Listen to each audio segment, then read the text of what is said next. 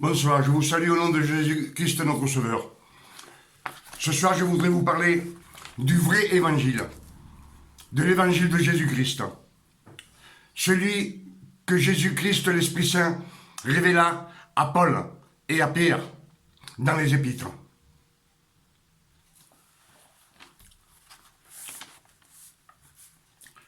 Le vrai évangile,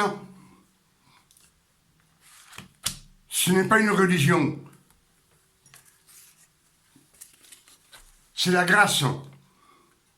La grâce qu'il nous a donnée par Jésus-Christ notre Sauveur. Quand il est parti, il nous a laissé le Saint-Esprit qui dit « Il vous conduira dans la vérité, et la vérité vous fera libre. » C'est-à-dire libre. Libre de toute conscience, de tout péché, de toute religion. La grâce vient de Jésus. La grâce n'est pas une doctrine. C'est le vrai évangile. Ce n'est pas une religion. Ce n'est pas une doctrine. C'est la révélation de notre Seigneur qui nous donne à travers ses Écritures de la Sainte Bible.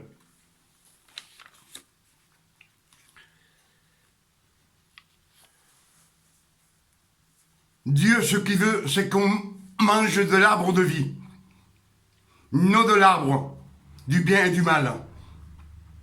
Parce qu'il y a des milliers d'années qu'on est en train de manger. Nous, le peuple de Dieu, on est en train de manger de l'arbre de vie rarement. Toujours de l'arbre du bien et du mal. C'est-à-dire la loi. La loi nous a été donnée par Moïse.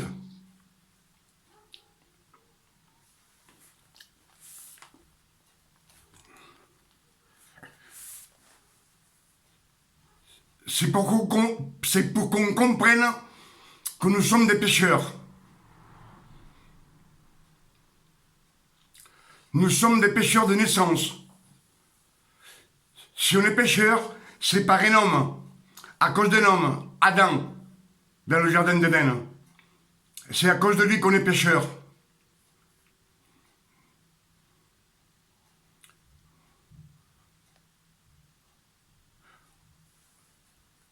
On n'est pas pécheur parce qu'on pêche. Parce que même qu'on ne pêche pas, on est pécheur quand même. On peut faire 1000 biens, mais nous sommes toujours pécheurs. Il nous a donné la loi pour qu'on reconnaisse que nous sommes pécheurs et qu'on a besoin du sang de Jésus-Christ pour nous sanctifier.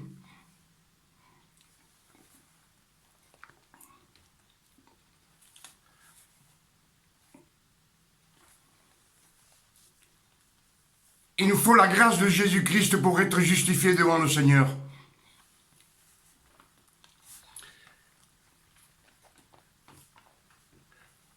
Le juste n'est pas celui qui fait toutes les choses bien,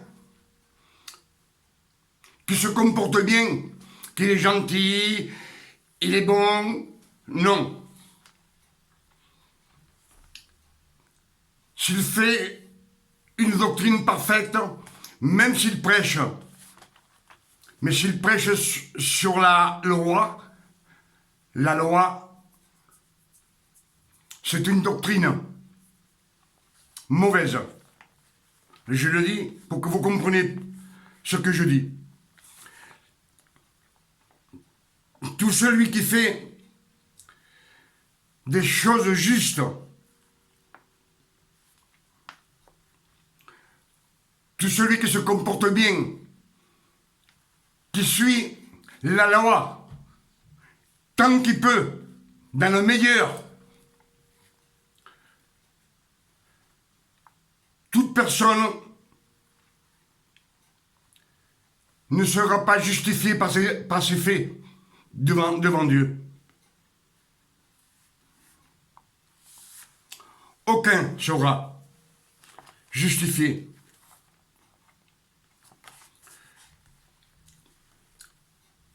Dans les Écritures,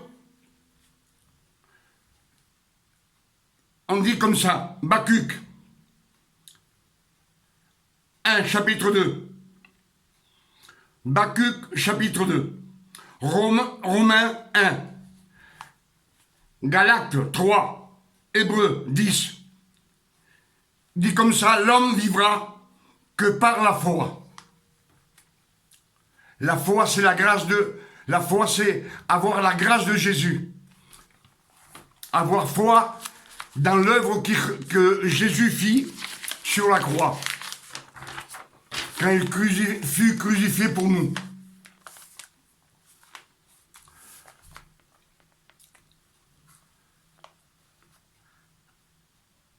Timothée chapitre 4. Dans les temps de la fin, il dit comme ça, beaucoup de personnes se rétracteront de la foi. C'est-à-dire qu'ils retourneront à prendre des choses religieuses de la loi et mélanger avec la grâce. C'est-à-dire qu'ils vont abandonner la grâce et la foi pour prendre des choses religieuses et mélanger la loi avec la grâce. Avec des choses religieuses. Et les choses religieuses ne sont pas agréables à Dieu. Luc chapitre 3. Beaucoup de personnes se rétracteront de la foi et de la grâce.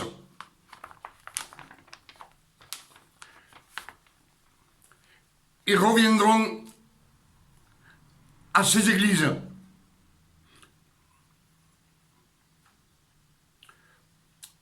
pour reprendre la loi et la mélanger avec la grâce.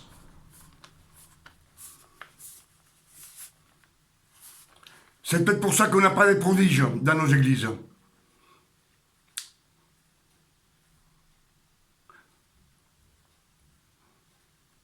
On n'a aucune curation. On met les mains et les gens, ils ne guérissent pas. C'est peut-être pour ça. Parce qu'on ne peut pas mélanger la loi et la grâce. Les choses religieuses sont passées.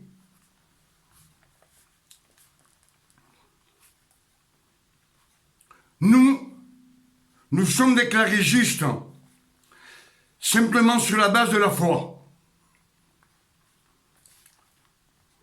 Non par nos efforts, ni parce que nous suivons une doctrine religieuse. Ça ne te sert à rien. Les doctrines religieuses, ça ne te sert à rien.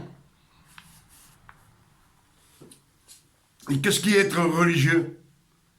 Religieux, c'est se mettre devant Jésus, demander, pleurer, à genoux, jeûner pendant des jours. Dieu ne veut pas de ça. Dieu a payé sur la croix pour t'enlever cette malédiction qui pesait sur nos épaules.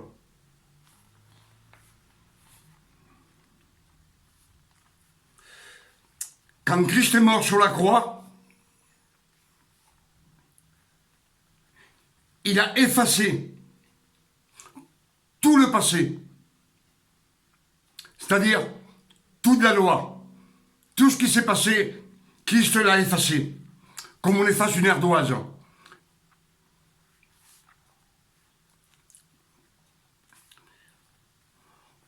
Aujourd'hui, on doit vivre par la grâce de notre Seigneur Jésus-Christ.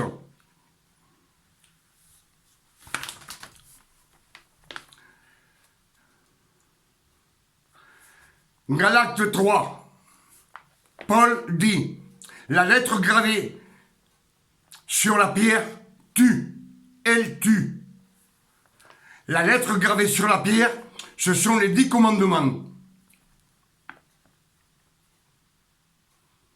C'est les 10 commandements que le monde entier, on vit sous ces 10 commandements. Les inconvertis par les États, c'est la loi des États, de l'Espagne, de la France, du monde entier. Ce sont les 10 commandements.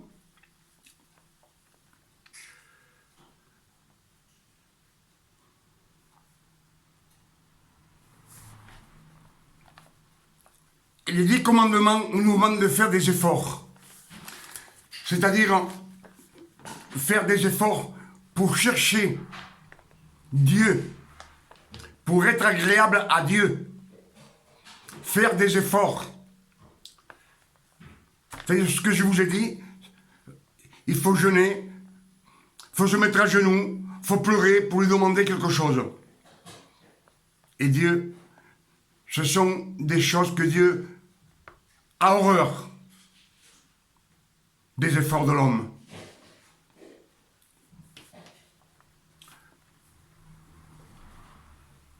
Le prophète Isaïe lui-même dit comme ça. Isaïe 64, verset 6. Il dit ainsi: nous sommes tous impurs. Et notre justice, toute notre justice, est comme un vêtement souillé.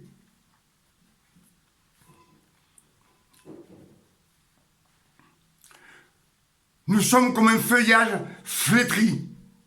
C'est ce qu'il dit Isaïe, lui-même, qui est le prophète de Dieu. Lui-même se voit impur. Pourtant, c'est le prophète. Pourquoi il se voit impur? Parce qu'il voit que la loi, personne ne peut la suivre. La loi, c'est une malédiction et on ne peut pas la suivre. Pour ça, il dit, nous sommes comme des feuilles flétries. Nous sommes impurs. Et tous nos péchés, toutes nos fautes, nous mènent comme des feuilles mortes emportées par le vent. Même Isaïe se voit impur devant Dieu. Parce que lui aussi, il était sous la loi.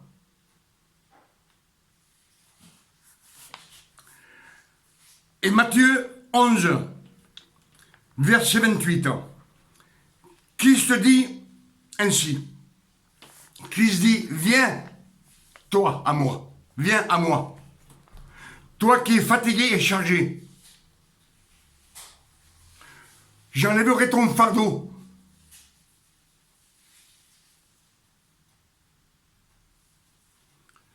Je pardonnerai tes péchés.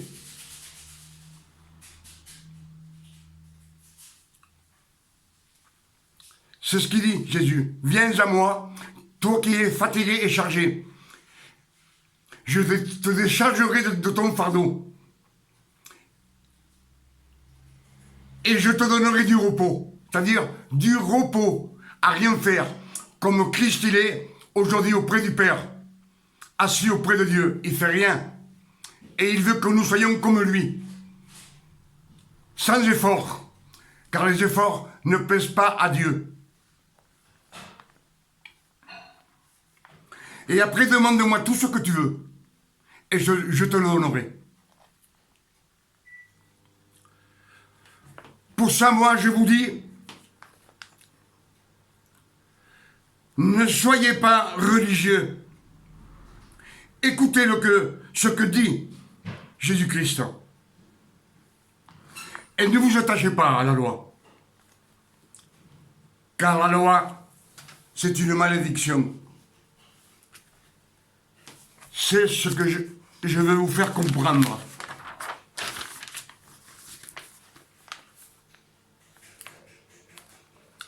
Alors, comment nous devons vivre?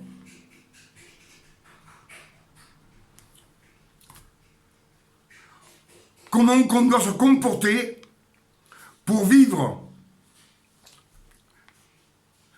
avec la grâce?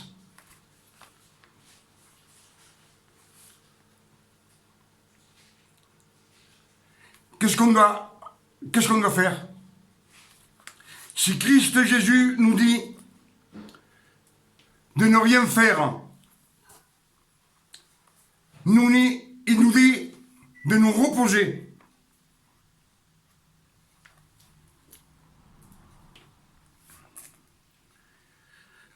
Alors ce que Jésus veut,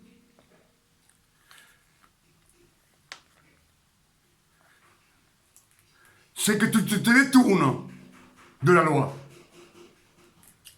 des choses religieuses.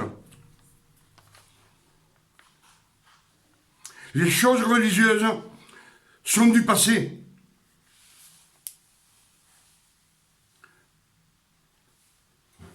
Nous devons abandonner toutes les choses religieuses de la loi pour vivre dans la grâce que nous donne Jésus-Christ. La grâce de Jésus-Christ, c'est un cadeau. Un cadeau par grâce, non parce que nous le méritons, par grâce. Et pour que nous comprenions que, après la résurrection de notre Seigneur Jésus-Christ, le passé n'a aucune valeur.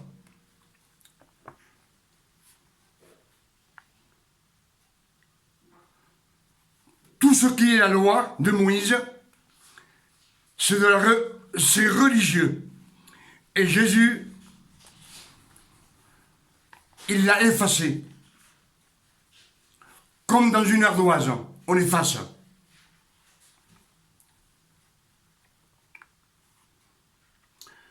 Pour ça, Dieu et Jésus vous disent, reposez-vous. C'est-à-dire de ne pas faire des efforts. Ce n'est pas agréable à Dieu, vos efforts.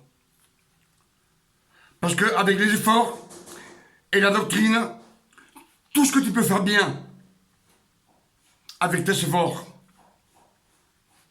toutes les bonnes choses que tu peux faire, tout ça, tout ce que tu peux faire, tous tes efforts, jamais on sera justifié devant notre Seigneur. Jamais on sera justifié devant notre Seigneur avec tout ce qu'on veut faire, nous.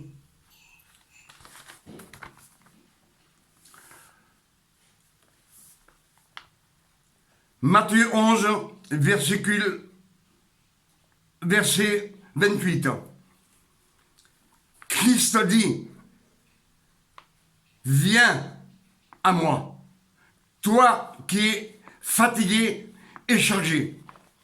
Je te déchargerai de ton fardeau. Je te donnerai du repos. Et après, demande-moi ce que tu veux, que je te le donnerai.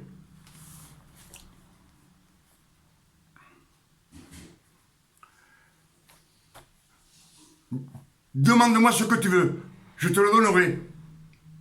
Et comment qu'on demande ça à Dieu? Simplement avec amour.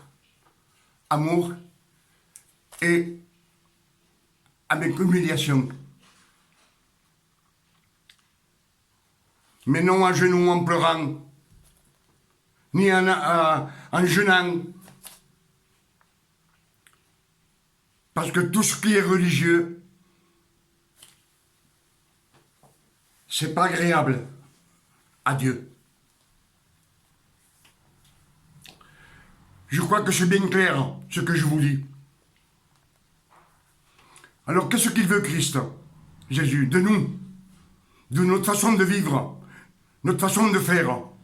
C'est laisser faire Dieu, laisser faire Jésus-Christ.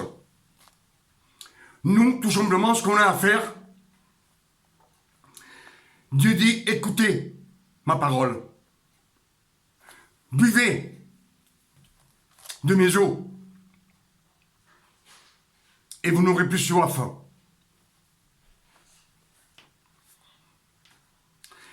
Donnez grâce, dire merci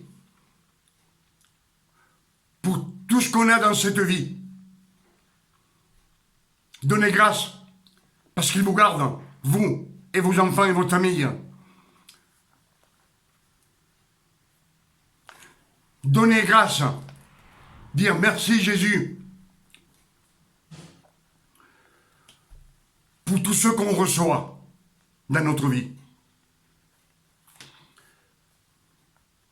Pour tout ce qu'on a, il faut donner grâce. Il faut dire merci Jésus. Merci Père éternel. Merci mon Dieu. Dar gracias por todo lo que yo... donner grâce pour tout ce que moi je vous donne. Et moi je vous bénirai.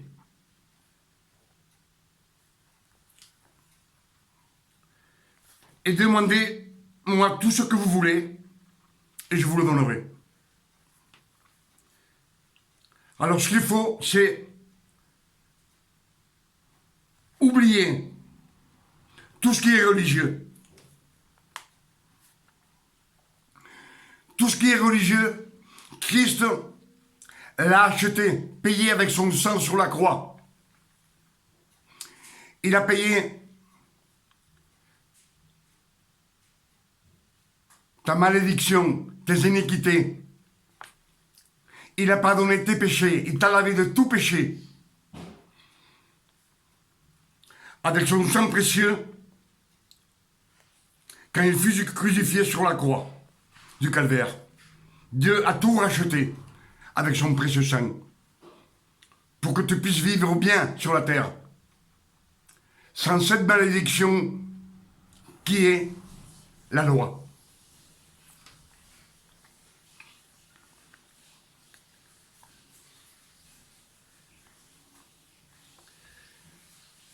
Lui, Jésus, quand il ressuscita, il partit auprès du Père.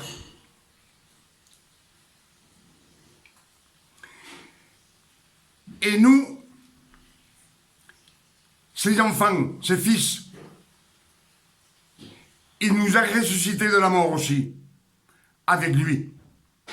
Il nous a fait revivre, naître de nouveau.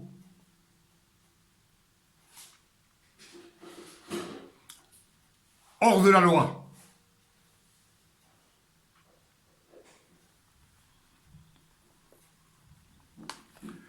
Tout ça, c'est pour que nous vivions heureux sur la terre. Ça, c'est ce que Christ fit sur la croix.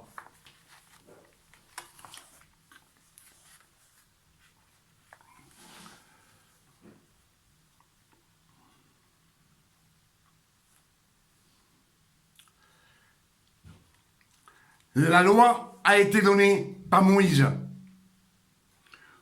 pour que nous nous voyions pécheurs, qu'on reconnaisse qu'on est pécheurs et qu'on a besoin de Jésus-Christ. Pour ça, cette loi a duré pendant 1500 ans, jusqu'à Christ Jésus sur la croix. Et quand Christ Jésus est ressuscité, il a tout effacé. Comme on efface une ardoise. Il a tout effacé.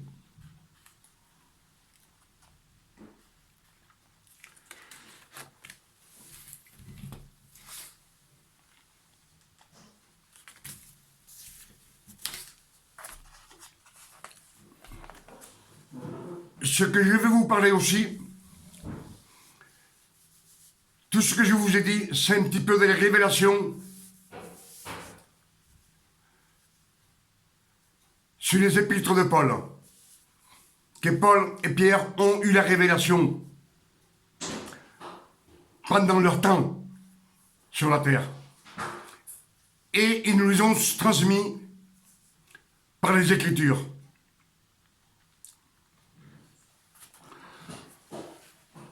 Aujourd'hui, je voudrais vous parler aussi de la façon que nous devons nous habiller, les hommes comme les femmes. Parce que je vois que dans les églises, ils nous mettent des lois et des fardeaux sur les épaules.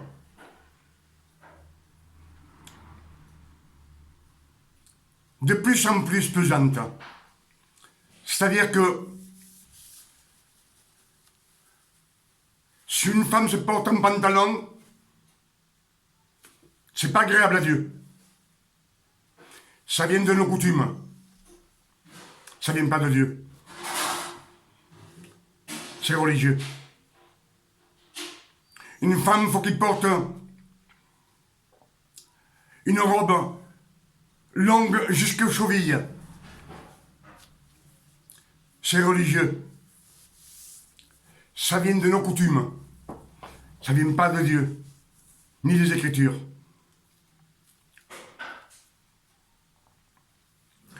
Un homme, s'il s'habille très bien, on dit que c'est pour eux. On veut qu'on le voie.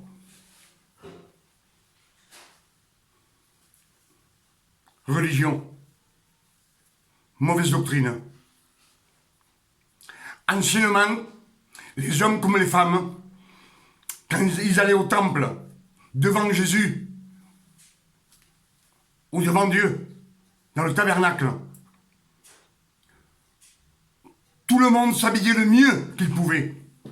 Les hommes mettaient même des pierres précieuses sur leur poitrine pour être présentés devant Dieu. C'était pas par orgueil, c'était par respect. Un respect devant Dieu. De dire je suis enfant de Dieu à l'époque.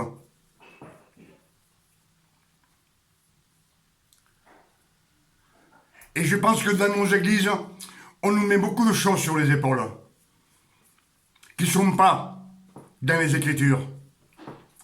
C'est des doctrines de démons. Satanas met sa petite graine. Un peu de levure. Et tout est chamboulé. Moi, ce que je veux vous dire une chose. C'est nous, l'homme sur la terre, l'homme comme la femme. Quand vous allez dans une noce, vous mariez votre fils ou votre fille, vous allez à des fiançailles.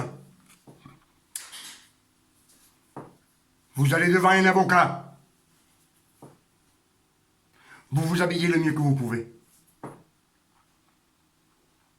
À la noce, vous vous habillez le mieux qu'on peut. Pourquoi faire? C'est de l'orgueil. C'est pour faire voir au monde qu'on est beau. Alors moi, ce que je peux vous dire, si vous vous présentez devant Dieu, tant l'homme comme la femme, habillez-vous le mieux que vous pouvez quand vous allez à l'église. Car là, vous allez rencontrer Dieu. N'allez pas mal habillé, comme un misérable. Si vous êtes des enfants de Dieu, les enfants de Dieu ne sont pas misérables. Au contraire, ils sont conduits par le Saint-Esprit et par les bontés de Dieu. Et toutes les bénédictions de Dieu sont pour les fils de Dieu. Alors l'homme comme la femme, habillez-vous le mieux que vous pouvez pour aller devant Dieu. Anciennement, ils mettaient même des pierres précieuses pour aller devant, quand il allait au tabernacle ou au temple, pour écouter.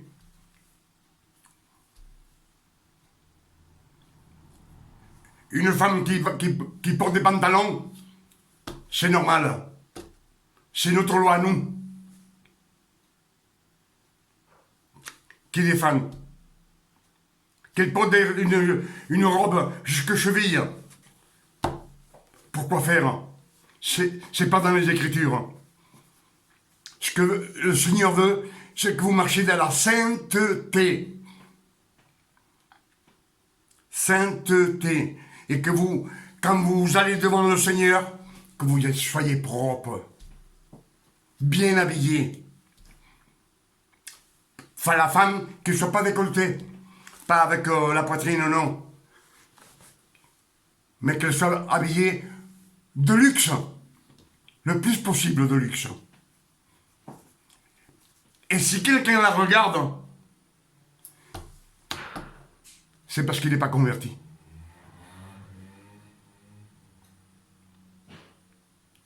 Ce que Dieu, Jésus, demande, c'est que la femme ne montre pas sa nudité. Une robe très courte, non. Un décolleté très grand, non. Non. Parce que la nudité, à tout celui qui la regarde, c'est le péché. La chair, c'est le péché. Ce qu'on voit. Ce qu'on voit. Pour ça, Ève, elle pécha quand elle vit le fruit qui était beau. Il était bon à manger. Il pécha. Mais pourquoi elle pécha? Pour être comme Dieu. Elle ne se rendait pas compte que dans le jardin d'Éden, ils étaient comme des dieux.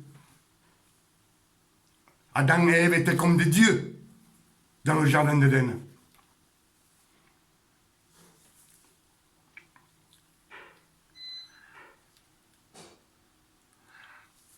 Alors ce que je vais vous dire,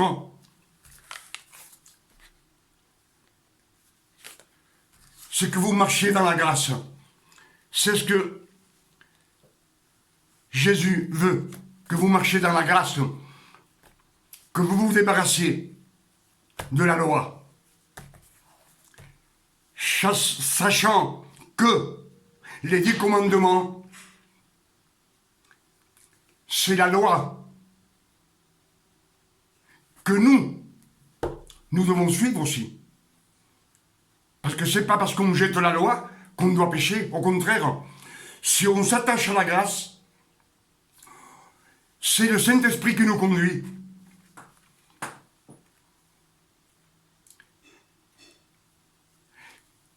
Quand le Saint-Esprit nous conduit, Jésus nous tient par la main. C'est lui qui nous conduit. Alors, l'Esprit Saint va nous amener de sanctification en sanctification.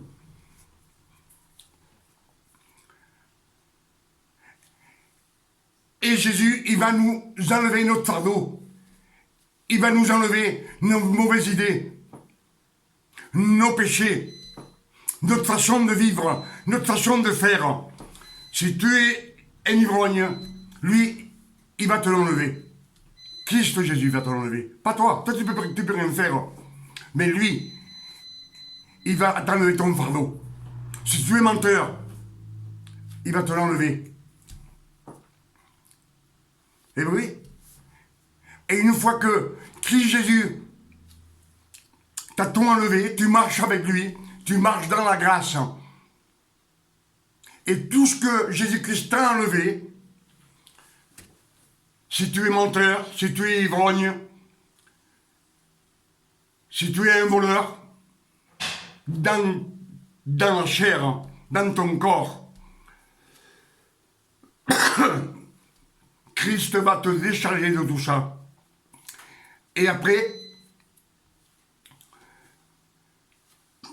toutes ces choses, tu n'auras plus envie. Parce que Christ te les a enlevées. Et quand on n'a pas envie de faire une chose, eh bien on ne le fait pas. On suit dans la grâce, on marche dans la grâce, mais sans faire attention à la loi. La loi, on l'a jetée. Je pense que vous m'avez compris. Pour ça, je vous dis, avec ces quelques mots,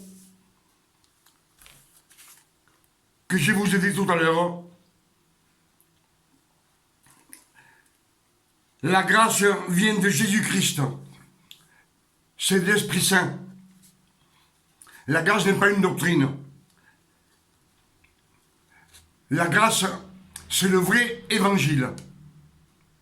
Celui qui est révélé par grâce à Paul et à Pierre, qui nous ont laissé dans les Écritures, dans les épîtres de Paul.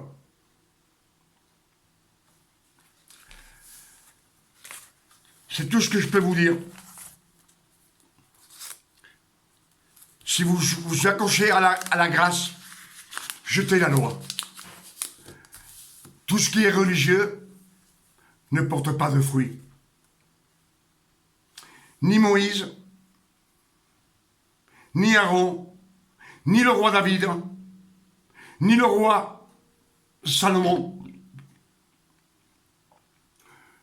Tous ces 4 grands de la Bible ont péché comme vous et moi. Même Isaïe, il vous dit que devant Dieu, avec la loi, nous sommes impurs. On ne peut pas accomplir cette loi, c'est impossible. C'est un fardeau trop grand pour nous. Alors, écoutez ce que dit Jésus. Par révélation. Et vous vivrez heureux sur la terre avec vos enfants. Et tout ce que vous avez et tout ce qu'il vous donne. Je vous laisse sur ces quelques paroles. Que Dieu vous bénisse.